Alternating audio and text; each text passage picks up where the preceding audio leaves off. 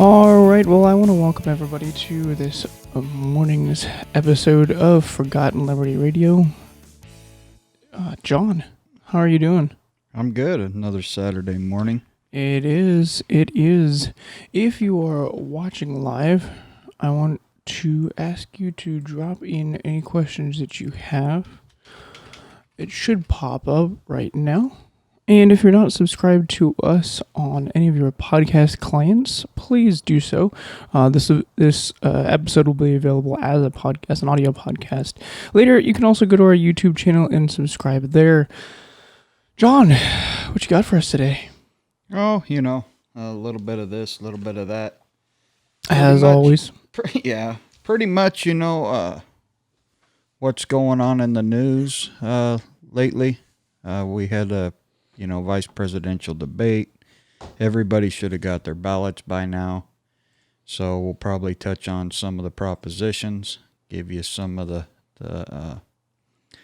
our recommendations, maybe where we're at so far. I don't make up my mind until the last minute, so I really can't tell you where I'd be specifically, factually. It may change. Like last night, I opened up the text of the Prop 22, right? That's the gig worker protection thing. Mm.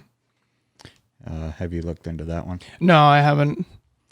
So that's that where they're trying to Uber, Lyft, DoorDash. Yeah, I know what you're talking about. They're all trying to combat the AB5. So. Yeah, Prop 22 here. I'm gonna put a link in the show notes so we have it. Well, most everybody, at least on your conservative side, are a yes on 22. Yeah, I mean, I saw ads on YouTube for it too. It's pretty widespread at this point. Yeah, I understand. But then you take AB5, which is just a piece of garbage, right? Mm-hmm.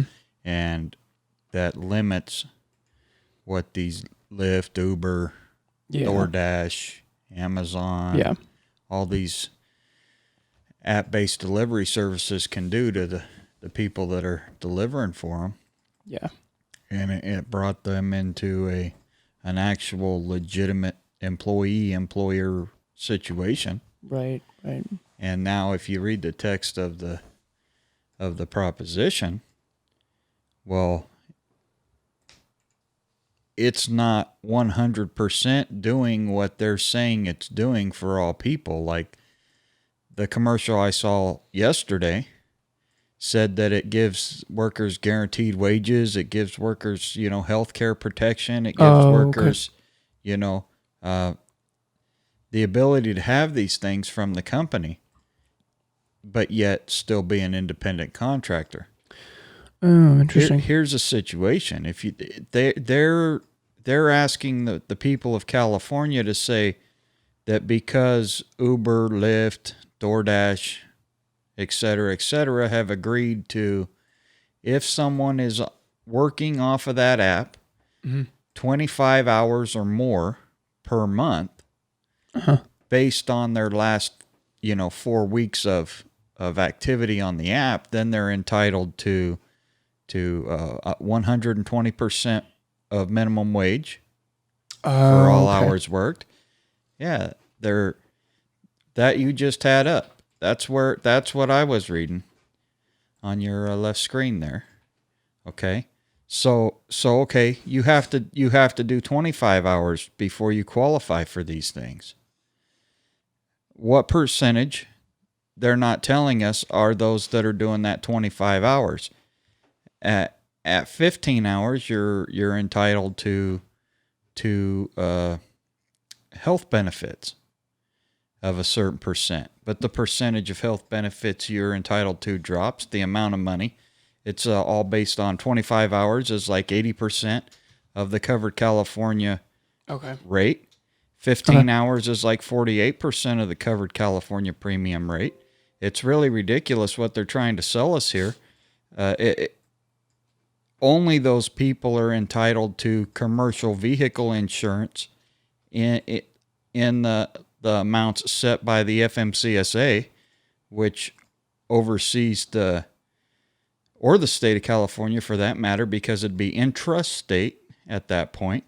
And intrastate trucking companies are required to have a minimum of $750,000 insurance.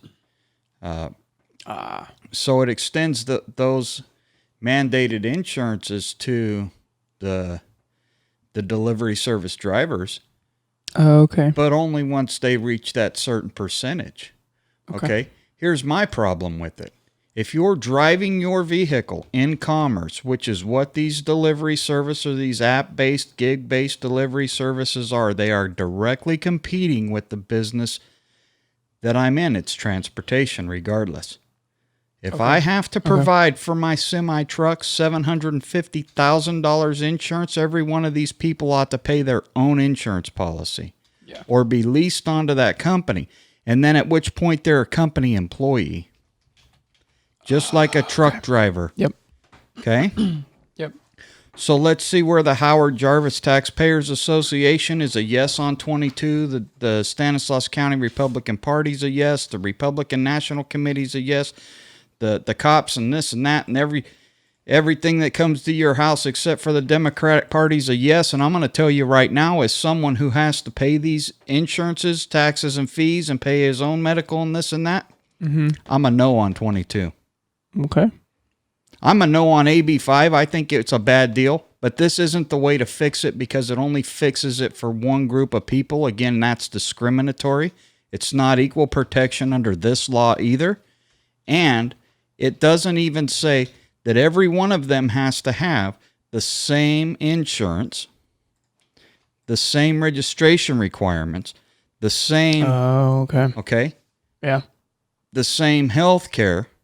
It entitles them to employee benefit, yet makes that so the company can pay them on a 1099 and not have to pay the federal withholding, the state withholding, the other taxes. It's wrong. Yeah. It's discriminatory. And I'm a no on it. Yeah. That makes sense. Makes sense. And that's that one that everybody's for. You know? Everybody's for, but they don't look at the fact that, hey, on principle, I have to say no on 22 because it's not treating our industries equally. And my argument on AB5 has always been, if you go back and listen to our shows on AB5 and our interviews, it's not treating everyone equally. So it's constitutionally null and void, regardless of federal or state constitution. We're supposed to treat everybody equal under the law, and simply because you can garner the requisite number of signatures and turn those into the state attorney general, it don't make it a yes. It's a no. It's a hard no. Makes sense to me. Makes sense to me. So, I mean, I haven't gone through too many of the others. We know they got the split roll stuff coming up. Right. You know. But here's where Howard Jarvis is on the statewide measures, since everybody has their ballots out. Howard Jarvis being the Taxpayers Association. They're like a no on 14, a no on 15, a no on 18, a no on 19, a no on 21. They're a yes on 22, but I disagree because it's discriminatory. We just went over that. They're a no on 24, a no on 25, and then they get into your local measures. But I got to tell you, I got to dig deep and read these propositions and see what they actually do, what they actually say. Yeah, I do too. I don't think it's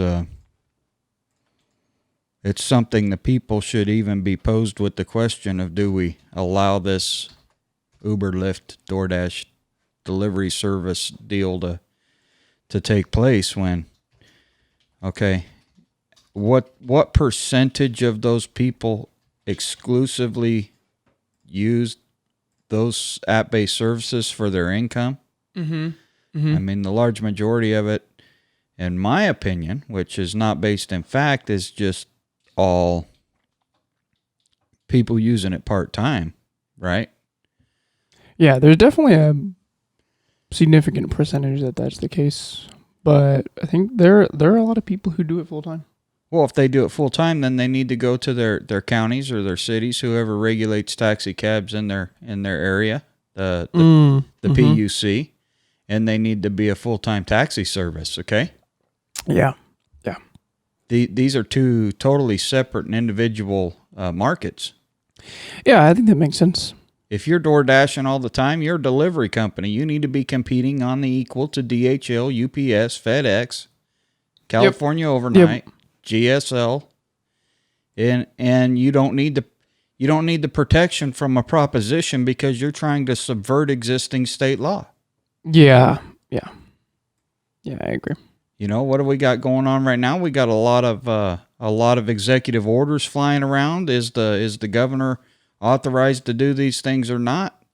Well, we'll get over that in a later segment of the show probably, because that's one of the things I want to touch on, the Kylie Gallagher suit against Gavin there that took place. You know, they had a hearing this week. But the legislature absolutely has a responsibility to make constitutional laws concerning intrastate transport. They have done that. These are all intrastate transport areas, and let's be realistic with it. If you're subverting that or asking the voting public to help you subvert that, you're playing in dangerous waters. You go out there and you crash your car. You got an Uber Lyft sticker? Hope you didn't cut off this semi-truck driver, because I'm going to sue you for as much as I can. Yeah, exactly. Because you should have had those protections. Right. You're engaged in that business. So, I don't know. Yeah, I mean, yeah. Yep. Second. There we go. I just realized your camera has been broadcasting without audio. Oh, so now they have audio. That? But it is recorded. So. Well, it's recorded. I hope we, unfortunately, I guess, haven't had audio. So I guess not. So now you have audio. John's rants just falling on deaf ears here. Well, okay, so you had audio when you had me, you and me, and then we had audio when you were on the web browser here. Well, I don't know what that was. I don't know when that was. Well, anyhow, you have audio now. I fixed it. It's fixed now. However, so now they're going to have to listen on Saturday or on Wednesday or Thursday or whatever day you get it uploaded. Hey, I get it up on Monday. I get it up on Monday. Thank you very much. Whatever day you get it up, and they can they can listen to. My goal at this point is to try and have it up by Monday morning. Second week here live, so yeah. Anyway, if working out technical difficulties, always fun. If y'all didn't hear my rant and rave, we were talking about Proposition 22 and how all the flyers you're getting in the mail from this group and that group and the other group pretty much everyone but the Democrat Party is saying it's a yes on 22. Yes on 22 is just as bad as AB 5 in my opinion. I've read the text of the proposition, and it allows the companies, Uber, Lyft, DoorDash, those gig-based companies to discriminate against a percentage of their app-based users. You know, that you have to meet certain percentages of use before you're entitled to things that state law gives you as protections. And it will exclude you from insurance requirements that other transportation-based services have to pay. So for that reason alone, it's not equal protection for every industry. Again, it's just carving out one more caveat in AB 5. And I'm a hard no on that because I've always been 100%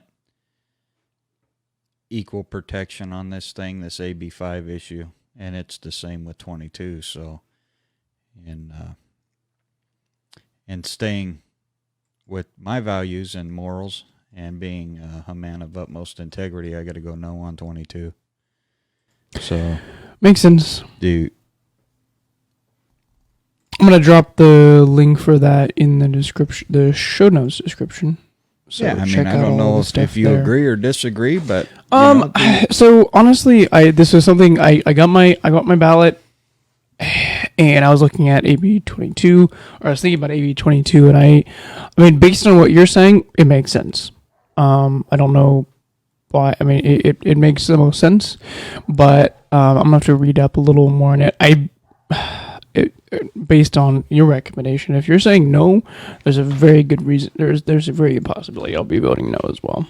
Well, I tell you everybody why I base my opinion, and mine's a little more than opinion, because opinions are viewpoints not based in fact. My viewpoints on this are based in fact. I've read the proposition. It limits at what point the service provider or the app owner has to kick in these wage and healthcare benefits for these transporters.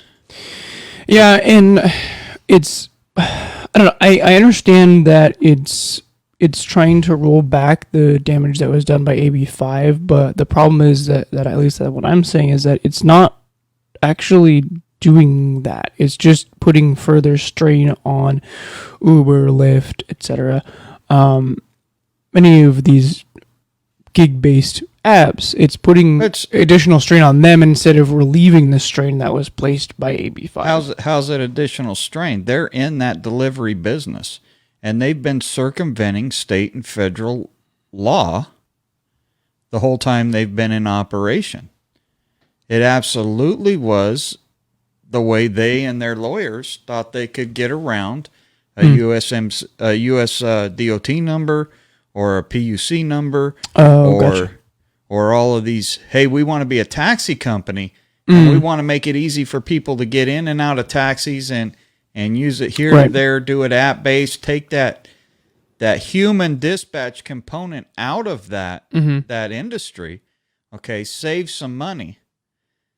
Take the lease, the insurance, the maintenance costs out of that industry.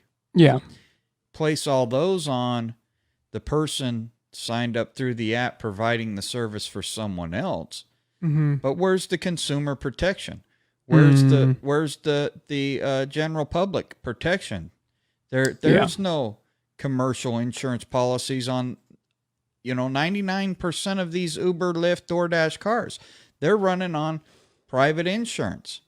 Yeah, I guess not commercial insurance. And if they get in an accident with you under those insurance policies, and the insurance company finds that they're driving for Uber, Lyft, DoorDash, they're not going to cover it. Yeah. They're going to say, you got in a commercial accident. Yep. On a private policy, and we're not covering that. This is not leisure. It's not to and from work. It's not, you're not entitled to coverage. You violated the terms of your agreement with the insurance company. Yeah. Yeah. That makes sense. One of the biggest insurance companies being Progressive, you think, and we all know who owns a majority of Progressive, right? I don't actually. Okay, well, the scuttlebutt is George Soros owns that. Oh, okay.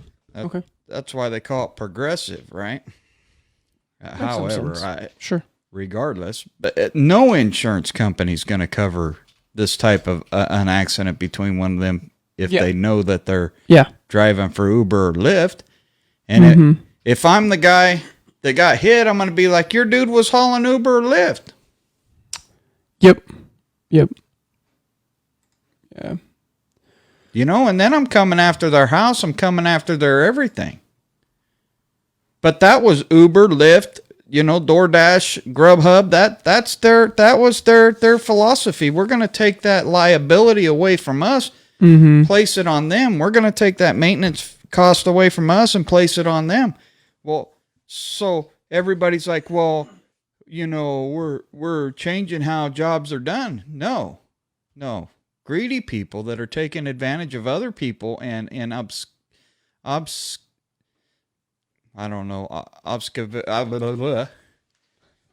that are trying to work around the law anyways, are the only ones benefiting. Okay. Yeah, it makes sense. I mean, like I said, I'll likely be voting no if that. I'll likely be voting no. I just need to read up a little more. Yeah, I'm not trying to sway your sure. view in any way, shape, or form. I'm just sharing information. Well, it's good information to know because I feel like that's lacking. Well, why is Howard Jarvis a yes on it? Why are all these other people a yes on it? Well, because it allows independent contractor. AB5 didn't allow the independent contractor. Right. All these groups and associations feel like the legislature is overstepping its authority, and they want to check the legislature that way. Yeah. But they're not reading what this thing does, what it doesn't do. They're not looking at the facts of what the other industries similar to that have to do. Yeah. And they're not taking any of that into account. They're definitely not taking into an account the equal protection under the law philosophy that we as a nation and as states were founded under. Yeah.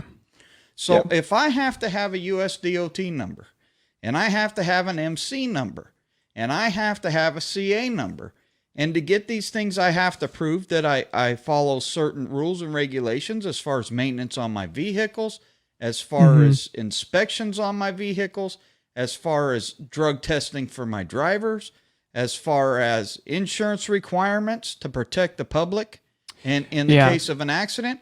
Why does those same things not apply to Uber, DoorDash, Lyft, etc., and their subsidiaries, which that's exactly what the app-based delivery driver is, a subsidiary of Uber, Lyft, and all these. Okay? And why would we as voters allow that group or that segment of the transportation industry to be any different than the trucking industry? Well, trucking or taxi, right? Any kind of transportation industry. Yeah. Okay, trucking and taxis are done a little different, but the taxis still absolutely have, and limos absolutely have to have a PUC authority. Okay. Right? Yeah. So that's why I'm a no on it, because it's segregating industries. And if you're in a regulated industry, we're going to regulate transportation, we need to regulate all transportation. Yeah, I guess what I'm looking at it from is like, this makes sense from a non-regulatory standpoint, right? But we're already regulating transportation. We're regulating interstate transportation of goods. It's okay? I guess I see what you're saying. It's inconsistent with regulation, existing state law. I guess what I'm looking at is the other side of it, which is, well, this is deregulation of a portion of it. However, again, what you were saying, like equal protection, it just doesn't apply here when you're segmenting up portions of the industry. And I get what you're saying there. I think, I don't know. Like I said, I'm gonna have to read up more on it. I'm looking at some of the link in the description. It just like some information. Gotta on read it, so everything. I'm gonna read more. Yeah. The other deal we got, I gotta say, our current vice president, man, that guy, dude's got my utmost respect. I don't know how I could have sat in a chair 12 feet away from that gal without getting up and cold cocking her. That was insane. That was insane. She's a disrespectful person. Yeah, and I don't really feel like she's a good debater. I mean, she's an attorney. She should be able to be better at her job. She's obviously not great at her job. Attorney. She may be educated in some aspects of the law, but the law and governance are two different things. Well, but she was a prior She's been a politician. prosecutor. Prostitute? What? She's a Escort, prior, to say the least. yeah.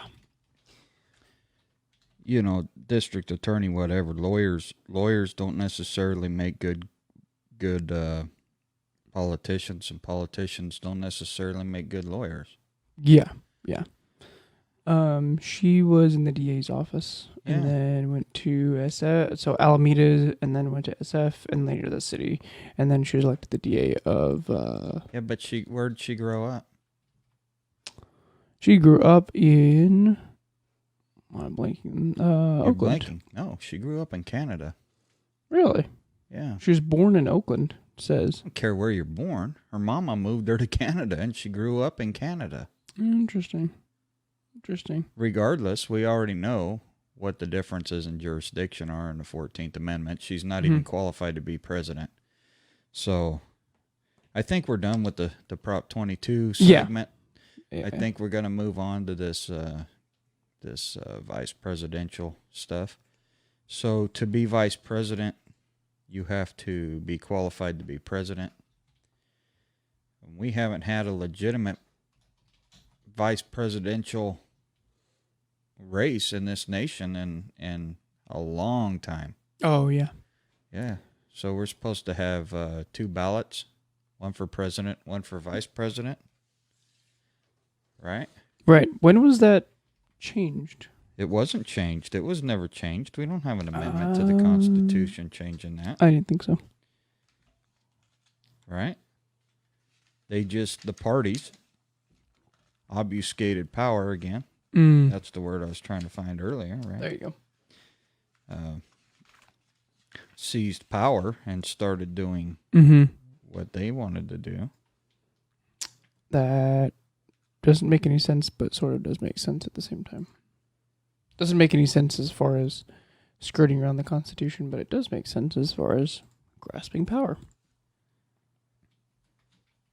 Well, I think it was probably Abraham Lincoln where they started running with running mates.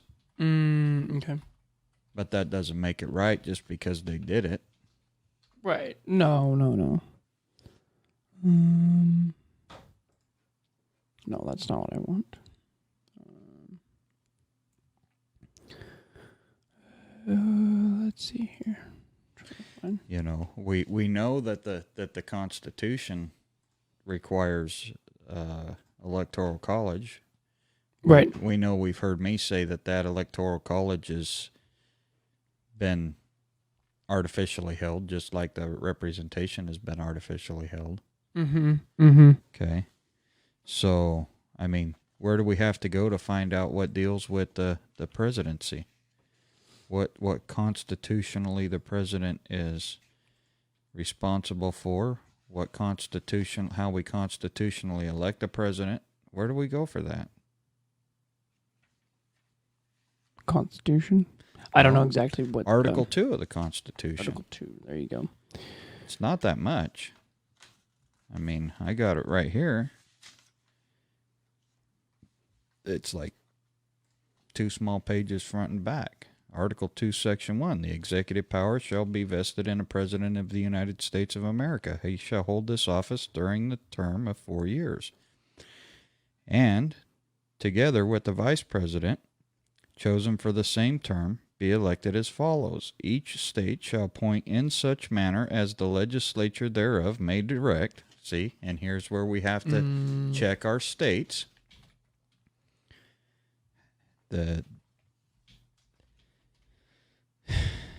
A number of electors equal to the whole number of senators and representatives to which the state may be entitled in the Congress, but no senator or representative or person holding an office of trust or profit under the United States shall be appointed an elector. Those electors are the Electoral College. The electors shall meet in their respective states and vote by ballot for 2 persons of whom at least one shall not be an inhabitant of the same state with themselves, and they shall make a list of all persons voted for, and the number of votes for each, which list they shall sign and certify, and transmit sealed to the seat of the government of the United States, directed to the President of the Senate. Okay, so the Electoral College votes in such a manner as the legislature or the state provides? No. Nope. That's not what it said, is it? It said that's how we choose who the electors are within these boundaries. Right. And how many do we choose? I just read it. How many do we choose, Matthew? I am distracted. So we choose one per senator, so that's two. Right. Okay. And one per each representative in Congress. Okay. Which we know representatives and senators are separate. The House and the Senate combined make up Congress, so the representatives are our U.S. district reps. Okay. So how many do we have in California? So you'd have 2 for the senators, and I don't know exactly how many representatives we have. Is there, at the federal level, we have, blanking on the exact numbers. Well, regardless, it's different for every state. Right. I don't know exactly how many we have in California. But we have 50-some electoral votes in California. Yeah.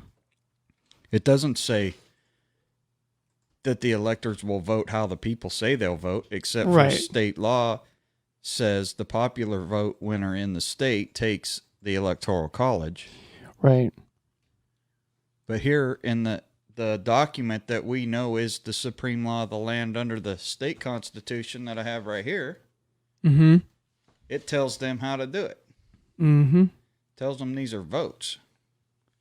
So technically our Electoral College votes, if challenged in court, don't even have to follow the popular vote of the state. Right, and couldn't California be sued for not following that? Yeah, but who's going to do it? I mean, nobody, but you could. I mean, I guarantee you that's going to go all the way to the Supreme Court. Where's it at? It said, and vote by ballot for 2 persons, of whom at least one shall not be an inhabitant of the state. So they send that to who? The President of the Senate. Who's President of the Senate? President of the Senate Mitch is going to be, So that's where it goes. The President of the Senate shall, in the presence of the Senate and House of Representatives, open all the certificates, and the votes shall then be counted. The person having the greatest number of votes shall be the president. If such number be a majority of the whole number of electors appointed. Okay. And if there be more than one whom have such majority, and have an equal number of votes, then the House of Representatives shall immediately choose by ballot one of them for president, and if no person have a majority, then from the 5 highest on the list, the said House shall in a manner choose the president. But in choosing the president, the votes shall be taken by the states, the representation from each state having 1 vote. A quorum for this purpose shall consist of a member or members from 2/3 of the states, and a majority of all the states shall be necessary to a choice. Okay, then there's a period. Very few places in the Constitution are there a period. Most of them are commas. Okay, so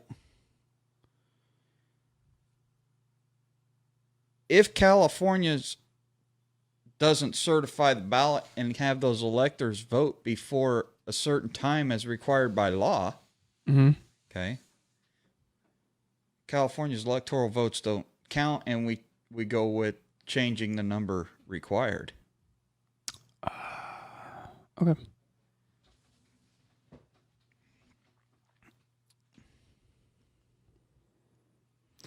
In every case, after the choice of the president, the person having the greatest number of votes of the electors shall be the vice president.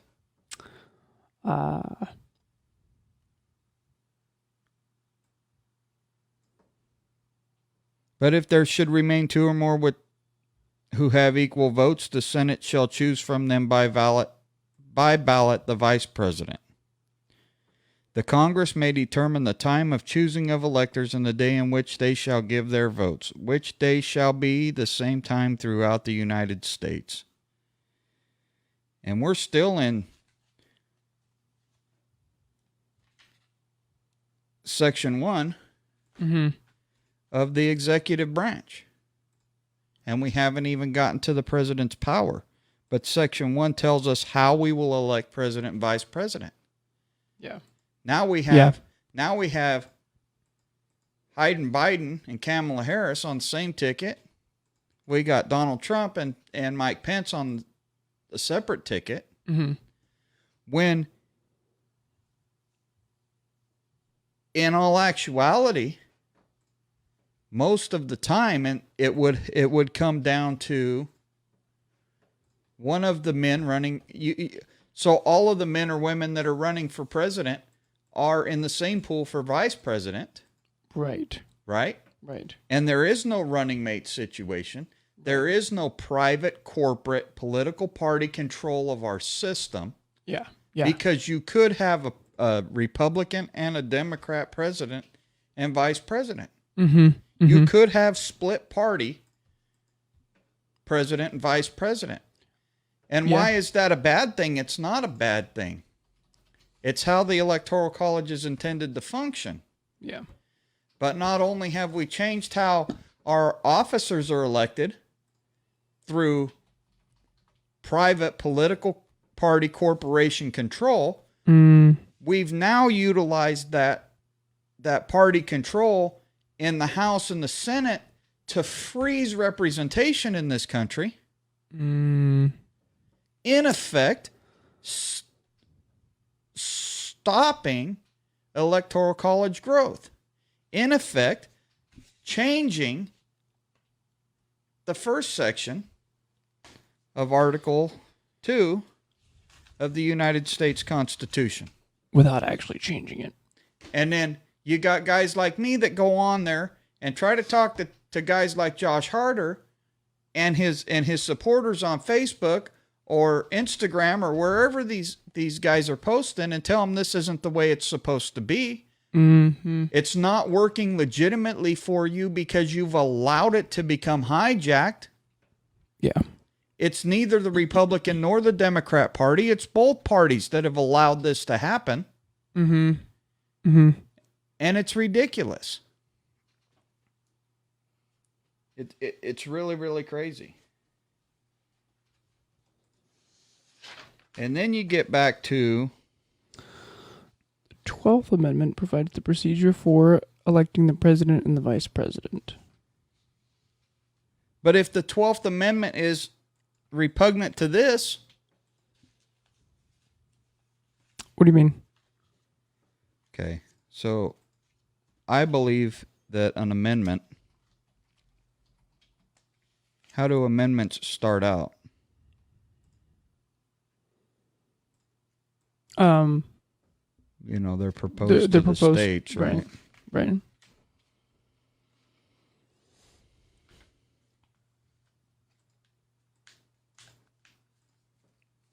You still get there. Okay, so then that was June 1804, 12th Amendment. The electors shall meet in their respective states and vote by ballot for president and vice president, one whom at least shall not be an inhabitant of the same state with themselves. They shall in their ballots name the person voted for as president, and in distinct ballots the person voted for vice president. So all it's saying is instead of it being them voting for two people on the same ballot, they're taking and making two ballots. Right? Who do you want for president? Who do you want for vice president? Okay. But it doesn't say they run on the same ticket yet, does it? No, it doesn't. And they shall make distinct list of all persons voted for as president, and of all persons voted for as vice president, and of the number of votes of each, which list they shall sign, certify, and transmit sealed to the seat of government, directed to the president of the Senate. The president of the Senate shall, in the presence of the Senate and House of Representatives, open all the certificates, and the votes shall then be counted. The person having the greatest number of votes for president shall be the president, and such number be a majority of the whole number of electors appointed. And if no person has the majority, then from the persons having the highest numbers, not exceeding 3 on the list of those voted for president, the House of Representatives shall choose immediately by ballot the president. But in choosing the president, the vote shall be taken by the states, the representation from each state having 1 vote. A quorum of this purpose shall consist of members or member from 2/3 of the states, and a majority of all the states shall be necessary to a choice. And if the House of Representatives shall not choose a president, whenever the right of choice shall devolve upon them before the 4th day of March next following, then the vice president shall act as president, as in the case of the death or other constitutional disability of the president. The person having the greatest number of votes as vice president shall be the vice president, in such manner be a majority of the whole number of electors appointed. And if no persons have a majority from the 2 highest numbers on the list, the Senate shall choose the vice president. A quorum for the purposes shall consist of 2/3 the whole number of senators, and a majority of the whole number shall be necessary to a choice. But no person constitutionally ineligible for the office of president shall be eligible to that of the vice president in the United States. So then you got to go to the 14th to find out who's natural born. And it ain't Kamala Harris. But still, what did they change? That the electors in the state are now providing 2 ballots and not 1 ballot. Right. They didn't change anything else. And they certainly didn't say that we have running mates. Right. Isn't that a party decision? How does the party doesn't get to make that decision? Did anything in what I read out of this say No. that the Democrat or the Republican Party makes the decision? Nope. Nowhere. So does the Democrat or Republican Party get to make? I see what you're saying. Yeah, because with the way that we vote is president and vice president on Combined. one ticket, it should be president and vice president separately. I'm assuming you can a vice presidential ballot, period. The electors now, okay, as far as the 12th Amendment, if we were... so we elect our electors, the electors choose the president and vice president. Which may or may not necessarily be it on doesn't, the same party. Anywhere, the people are not voting for president and vice president. Gotcha. Yep. Yeah. It's on our ballot sent to us by our county clerks, right? We're voting for president and vice president. Yeah. Is that how it is in the Constitution? Nope. Not even close. So those are just who do you think? That's our states saying who do you think should be? And then our states through legislation are telling the electoral members, okay. This is who the people think. Okay.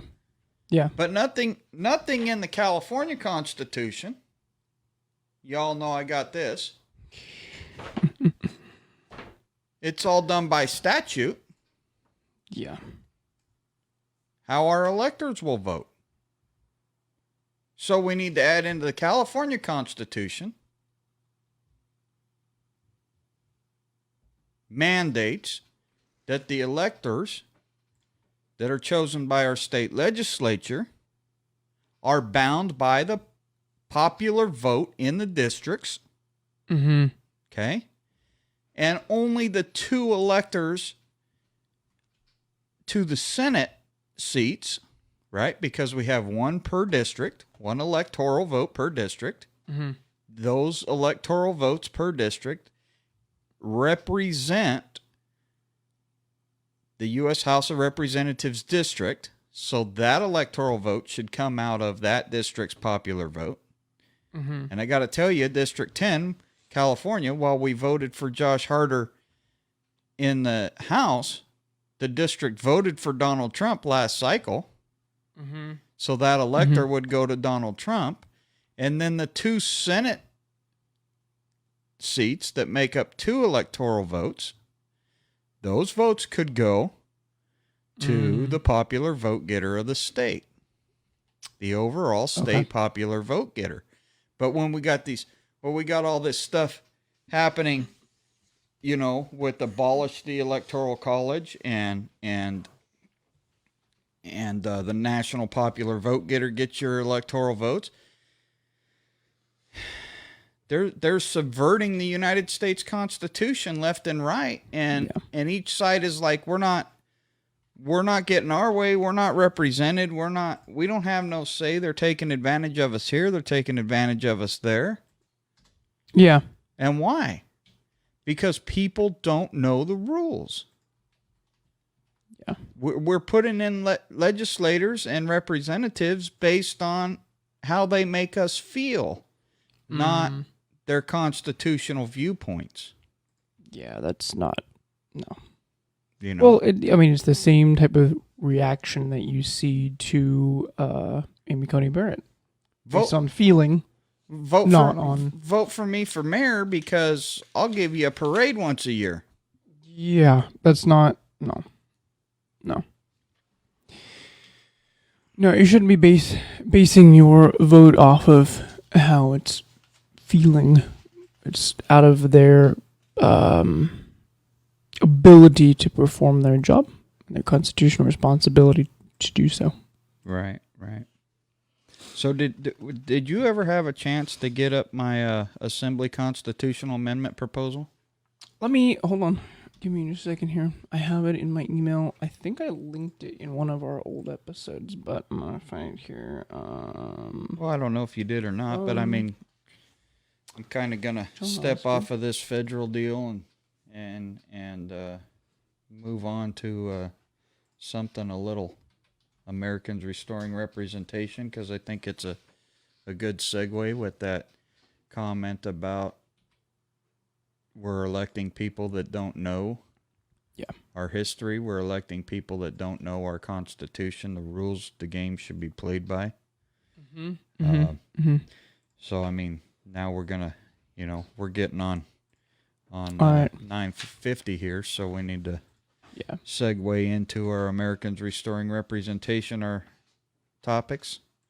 Here, I got it pulled up here. Okay. Anyhow, as everybody knows, I'm all about increasing representation statewide, federally.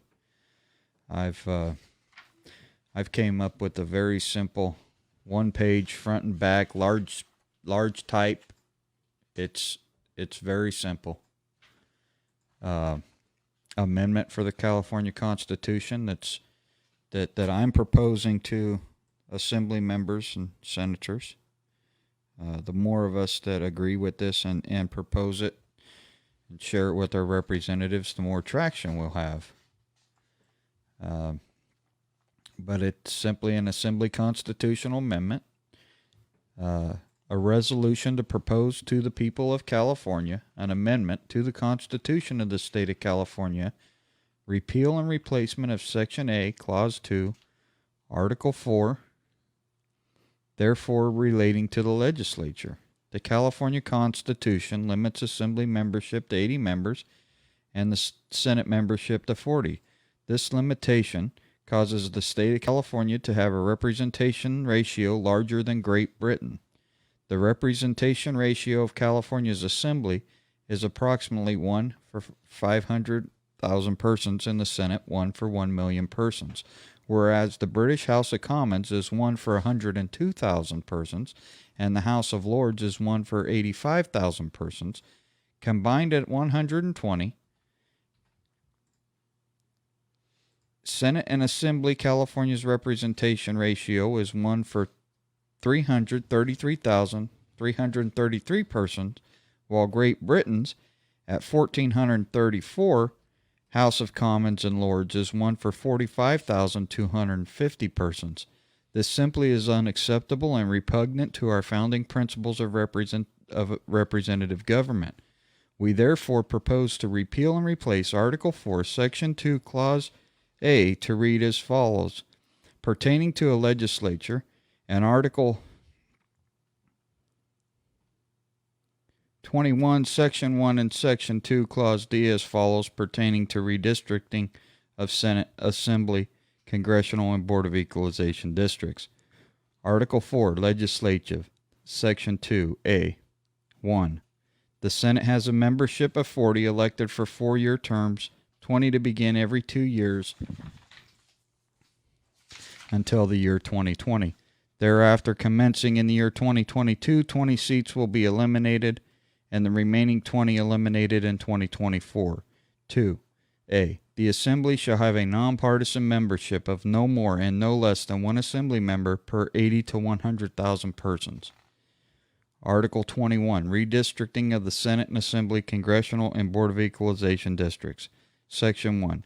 In the year following the year in which the national census is taken under direction of Congress at the beginning of each decade, the Citizens Redistricting Commission, described in Section 2, shall adjust the boundary lines of Congressional Assembly and Board of Equalization districts known as redistricting in conformance with the standards set forth in Section 2. Section 2D. The Commission shall establish single-member districts for Assembly, Congress, and State Board of Equalization pursuant to a mapping process using the following criteria set forth in the following order of priority. All subclasses of Article 21, Section 2, Clause D to remain as written. This is proposed by myself, John R. Osgood III, a representative of Americans Restoring Representation. It's very simple. Why do I put the description of what Great Britain has in there? Because we know Great Britain is where we separated. And these ratios in Great Britain have been the ratios since the time of our independence. And the state of California is not in compliance with even those representation levels. Now, Great Britain is a union of 4 nations: England, Scotland, Ireland, and Wales. The United States of America is a union of 50 nations. Our representation in the House of Representatives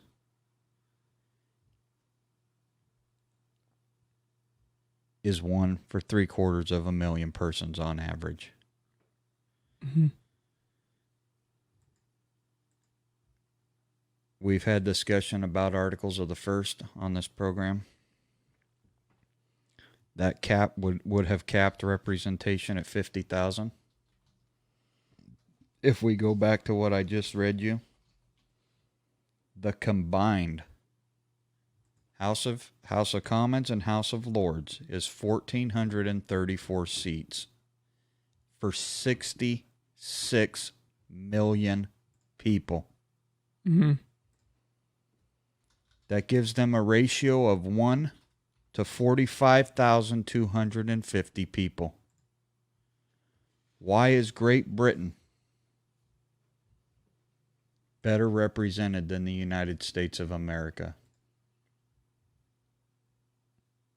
Because we've been complacent and we have allowed 2 political parties to dictate who's going to have power in this nation. It's time to seize control back from the parties. And as goes California, so goes the nation.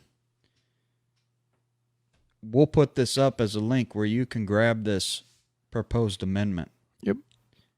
We need to all be sitting down, faxing, emailing, sharing this with our representatives in the legislature and the Senate. Yeah, absolutely. Absolutely.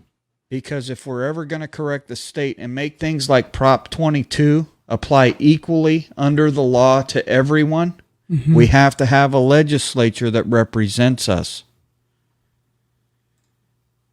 If you're over Gavin Newsom's executive orders, the legislature of 120 gave him that authority. That authority doesn't exist in the California Constitution. Nowhere in the section on the executive branch will you find executive orders. Nope.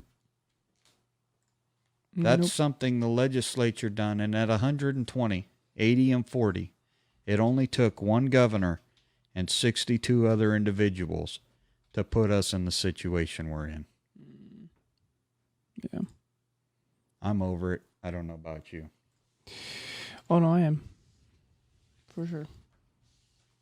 So that's that. That's what we need to do. And once we get California to 80 to 100, and I wanted 80 to 100 because I believe we would have continued that pattern in Articles of the First. You all understand that. You can go back and listen to our earlier episode. A lot of episodes cover it. Yeah. What we have, I believe we have a specific one that covers it. I will link that. We probably do. Nevertheless, now let's talk about how bills work, because where was Articles of the First was in the Bill of Rights. We know that that was sent out, at 12 articles. 10 of them they say were ratified, and they made those the first 10 amendments, or the Bill of Rights. Mm-hmm. One subsequently was ratified in the 90s. And that means 11 of the 12 were accepted. But the first one that dealt with representation, they're still fighting whether it was accepted or not. And I want to ask you, so we had a constitutional convention, right? That this came out of? And what did they call that? They called that the Continental Congress or something of this nature? Right? Am I wrong? Yeah, I think so. So then we started establishing these rules on how things would work, and we sent that out. Mm-hmm. So that quorum of representatives chose to send a bill along with the Constitution. A bill that was agreed to, amended, passed, and signed by the president of the Continental Congression, right? Or the Constitutional Congression. Right. Sent to the states for ratification, but then the states were allowed to pick and choose which of those they wanted. I don't believe that was the case. No. It's not consistent with the principles and the rules of Congress now that have been long standing. Once a bill goes from the House to the Senate and then is amended, it goes back to the House for approval, and if not amended and approved, it goes to the president for his signature, and it becomes law. That's the bill process. That's the same bill process we have at the state levels and the federal level. Now, we sent this Bill of Rights to be ratified with the Constitution. Okay? And the only one that hasn't been officially recognized as ratified dealt with representation. Yeah. And it said we'd have one representative for 30,000 people, up to 100 members of the House of Representatives. And then it would go to one per 40,000 up to 200, and one to 50,000 in perpetuity. And you think the states, the men that were fighting for independence, and the men who had just won independence, the representatives who were forming their nation for representation, said, no, we're not going to take 50,000? Doesn't make sense. Well, let's play devil's advocate on that, because the Constitution clearly says there will be no more than one representative for 30,000 people. Right. Now, Congress has hijacked that and said that's the basement. That you can't have one representative for 15,000. Oh, that's the baseline. That's the minimum. But you can have one representative for 750,000, and I don't believe that was the intent. No. And when we look at intent, when we look at text, we have to also look at intent. It's like the same I keep going back to 14th Amendment and jurisdiction. Two different jurisdictions. So up until a certain number on the calendar, a certain year, they based representation on 30,000 people groups. And then all of a sudden it changed and we started dramatically increasing the number of people that were represented. So if Articles of the First was rejected, which I don't believe it could have been because it was a bill, it was part of a Bill of Rights that were sent to perfect the Constitution or to say these are things that you are entitled to, that the government cannot take from you.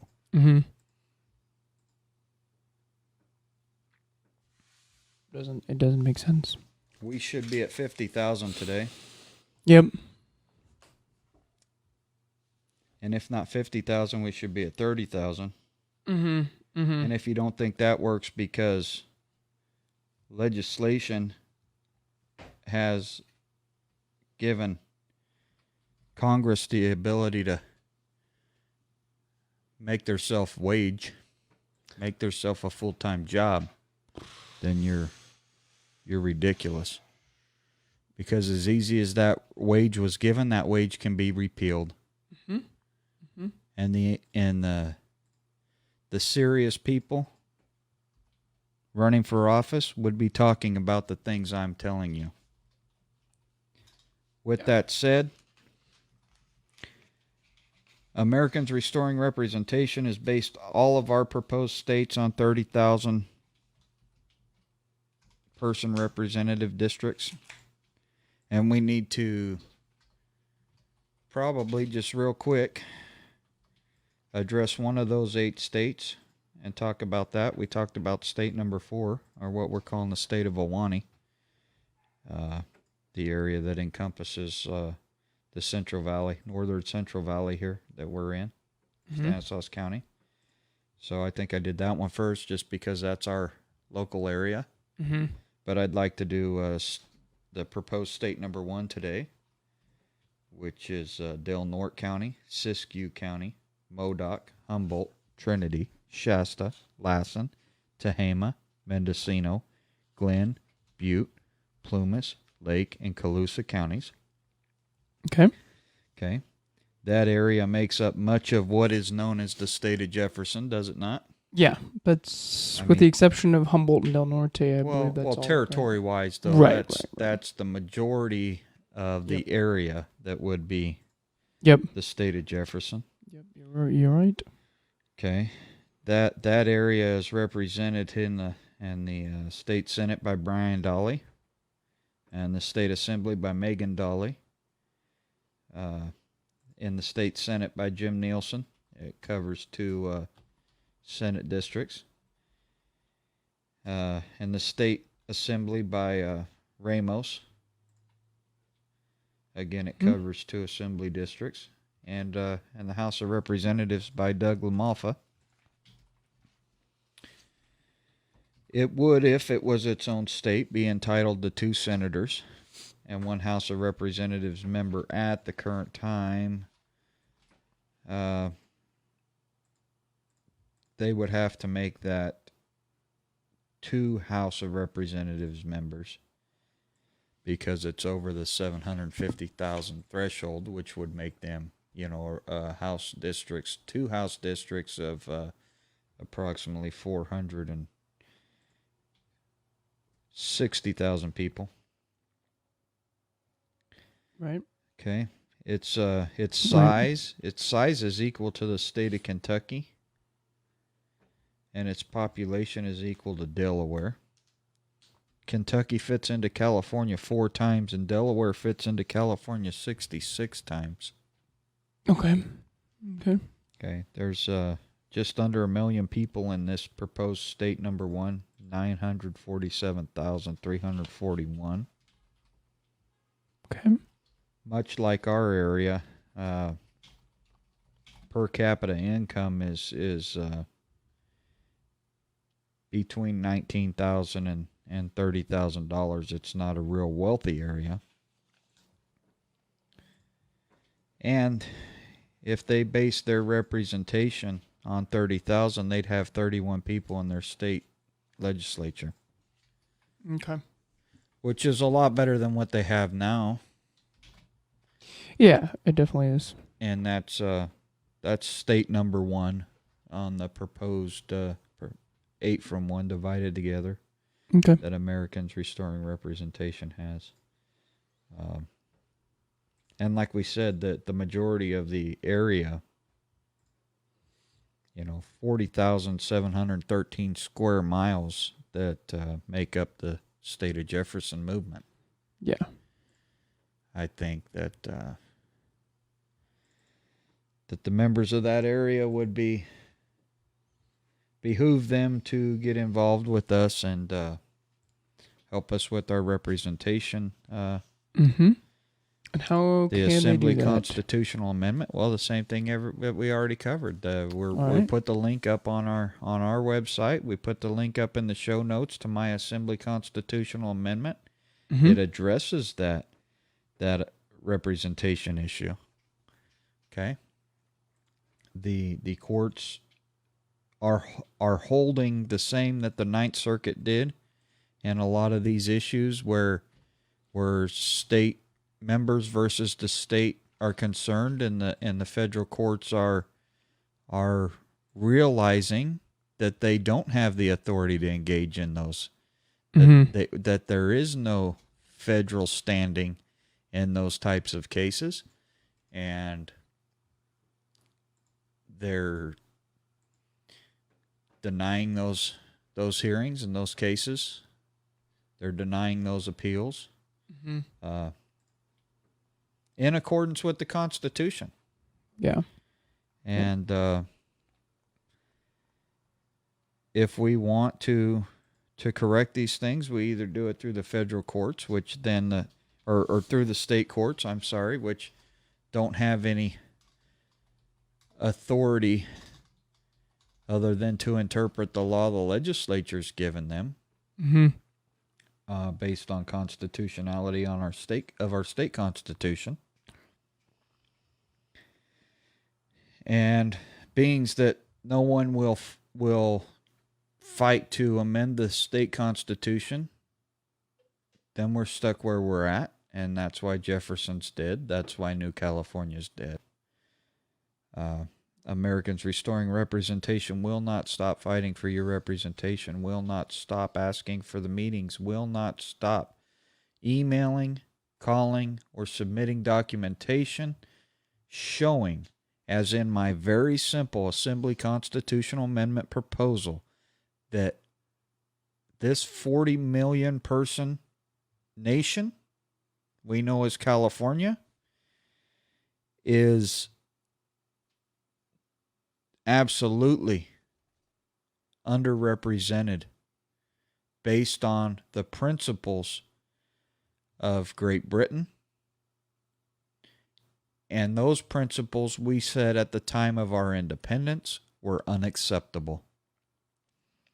If those were unacceptable, at one for 400 or for 45,250 combined, then one for 500,000 and one for 1 million is overly unacceptable.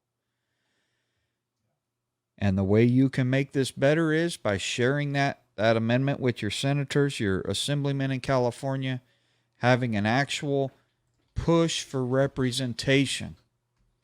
Your parties will not do this because they lose power.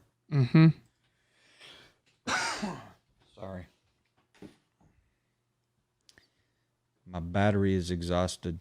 Oh boy, that's not good. Well, you can't see me, but I was about done anyway. So, next time we'll touch on state number 2. Okay. We'll probably touch on the Kylie Gallagher versus Gavin Newsom and some executive order stuff. And then anything else that might come up locally in the news. Sounds good. So, Sounds good. perfect. Well, I appreciate you all being here and listening, whether it's today, Monday, Wednesday, Friday, whatever day Matthew gets it uploaded. But it will be done on Monday. Okay. Monday. All right. Well, tell your friends to listen. Monday. Tell your friends to listen and leave a review. Leave a comment. Yeah, absolutely. If you are not subscribed to our podcast feed, please do so. You can find us in all the major podcasts clients, Apple Podcasts, Spotify, Google Podcasts, every single podcast app that you can find us. Please subscribe. Please, please, please do. It really does help us out. Leave us a review if you're capable of doing so. If you want to get in touch with us, you can email us at feedback@forgottenlibertyradio.com. You can call us 209, and I am blanking on the number, 209-214-8099. That's 209-214-8099. Thank you so much for listening to this episode of Forgotten Liberty Radio, and we'll catch you next episode.